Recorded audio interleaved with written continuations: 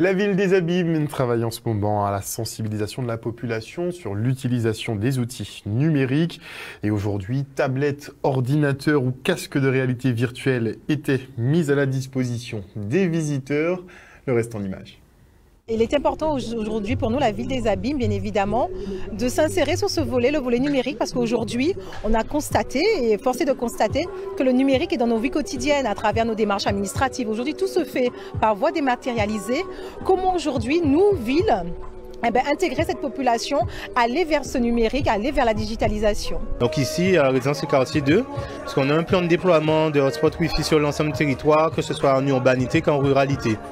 Et donc, c'est pourquoi on a voulu faire cet événement ici pour informer, communiquer et en même temps voir les modalités pratiques de ce qu'on peut faire avec Internet.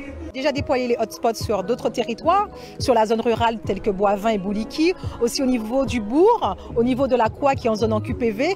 Et aujourd'hui, bien évidemment, ce travail a été fait en état de collaboration avec le CLSPD. Ce sont les jeunes du quartier qui ont voulu cette implantation, leur lieu de vie, leur lieu de, on va dire, de loisiveté, c'est là où ils se réunissent. En gros, c'était une décision bien évidemment politique, mais surtout une décision de la population. Parce qu'aujourd'hui, la politique du maire, c'est que les habitants, les jeunes, ils sont acteurs de la vie de leur quartier. Mais on cible surtout les jeunes, mais aussi les moins jeunes, tous ceux que ça pourrait intéresser de connaître ce que c'est que la réalité virtuelle.